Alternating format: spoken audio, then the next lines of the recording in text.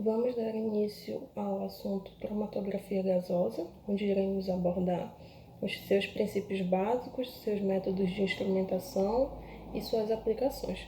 Dando início ao assunto, a cromatografia gasosa ela é um método físico-químico de separação de componentes. Ela é empregada tanto na separação de componentes químicos como na identificação por meio da análise qualitativa e quantificação por meio da análise quantitativa. Na cromatografia gasosa, os componentes de uma amostra vaporizada são separados em consequência da sua distribuição entre uma fase móvel gasosa e uma fase estacionária líquida ou sólida. Ela tem dois tipos de divisão: a cromatografia gás líquido, onde sua fase estacionária é um líquido, e a cromatografia gás sólida, onde sua fase estacionária é um sólido.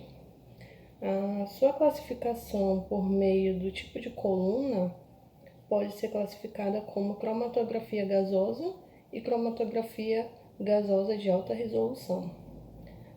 A diferença entre a cromatografia gasosa e a cromatografia de alta resolução se dá por meio das colunas, onde a coluna da cromatografia de alta resolução ela é maior e é menor em diâmetro.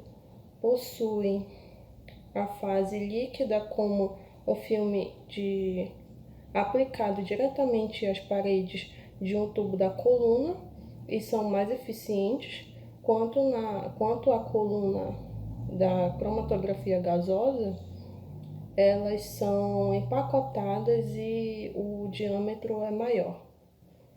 As vantagens dessa técnica, ela se dá por meio do alto poder de separação. Ela é uma técnica muito rápida e possui uma variedade de detectores, possibilitando uma análise específica para um certo tipo de substância. Em consequência, ela consegue analisar substâncias em baixas concentrações e não necessita necessariamente de uma grande quantidade de amostra. Olá, vou falar um pouco para vocês sobre a instrumentalização na cromatografia gasosa. Ela é feita através de um computador e um cromatógrafo.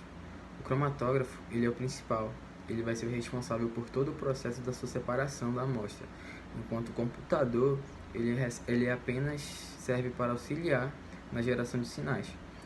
Então, o cromatógrafo é o que nós vamos falar hoje. O cromatógrafo ele vai ser composto pelo gás de arraste, no qual esse gás possui o objetivo principal de transportar a amostra através da fase estacionária sem alterar sua estrutura e conduzi-la ao detector com o mínimo de interferência possível. Depois temos o sistema de injeção da amostra, no qual esse sistema, o injetor, ele vai ser um bloco de metal conectado a uma coluna cromatográfica e alimentado pelo gás. Esse bloco ele vai conter um orifício com septo, que geralmente esse septo ele é feito de silicone, onde as amostras elas serão inseridas através de microagulhas. Então, o injetor ele precisa ser aquecido a uma temperatura acima do ponto de ebulição dos componentes da amostra, para que essa amostra ela se volatilize completamente e seja instantaneamente carregada a uma coluna. Falando sobre as colunas cromatográficas, essa coluna ela precisa ser escolhida de acordo com as propriedades do analista a ser analisado, como a sua polaridade, o seu peso molecular, a sua volatilidade e a sua quantidade de análises na amostra. Nós temos dois tipos de coluna: a coluna empacotada, no qual ela vai ser recheada com um sólido pulverizado, e a coluna capilar, no qual suas paredes internas são revestidas através de um filme fino. A coluna ela se encontra no forno, no qual o forno ele é um ótimo controle de temperatura, porque a temperatura ela vai ser essencial para a separação da amostra. Então, o forno ele precisa ser robusto e ao mesmo tempo sensível, porque ele precisa manter a temperatura programada e assim permitir também o resfriamento e seu aquecimento rápido. Depois temos o detector, no qual são dispositivos que examinam continuamente o material que sai da coluna, gerando sinal para cada substância em relação ao tempo de retenção da coluna. para muitos casos, é requerido um detector seletivo, que vai responder a um determinado composto com suas propriedades físicas e químicas comuns, entre os quais temos o detector de ionização, em chama, e o detector de captura de elétrons. O sinal do detector ele é feito através do cromatograma e ele vai relacionar o tempo de retenção da amostra na coluna pela intensidade do sinal que está relacionado à quantidade da amostra. E o registro? Bom, a maioria dos cromatográficos ele já vem com o sistema de registro, só que nós podemos fazer esse registro através de papel ainda. Então é isso. Gente, meu nome é Isabelle Tavares e eu vou falar um pouco mais sobre a cromatografia gasosa, mais relacionado às suas aplicabilidades. É importante a gente saber que a cromatografia gasosa ela é uma técnica analítica que vem se desenvolvendo ao longo dos anos. Então, ela é muito utilizada para separar ou detectar substâncias. E ela é muito utilizada por conta da sua alta precisão e da sua confiabilidade. Isso faz ela se tornar bastante utilizada, bastante requisitada. Bom, ela pode ser utilizada para detectar antioxidantes, nutrientes, gases e solventes que podem estar na atmosfera terrestre. Ela também pode auxiliar no monitoramento de processos industriais, em análises forenses ou análises de sangue. E falando um pouco sobre a cromatografia gasosa, quando ela é utilizada junto com o espectrômetro de massas, ela pode ajudar a caracterizar componentes que dão sabor ao alimento.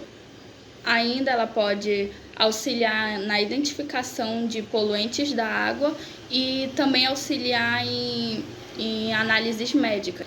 Bom, e aqui nós trouxemos 2 exemplos de trabalhos já feitos, pesquisas, que utilizaram a técnica da cromatografia gasosa junto com o espectrômetro de massa.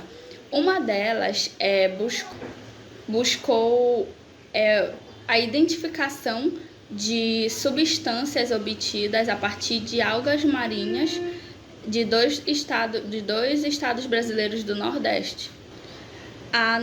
O nosso outro exemplo, que nós trouxemos, também da utilização da cromatografia gasosa junto da espectrometria de massas, ela buscou identificar ácidos graxos presentes em filés de carpa húngara.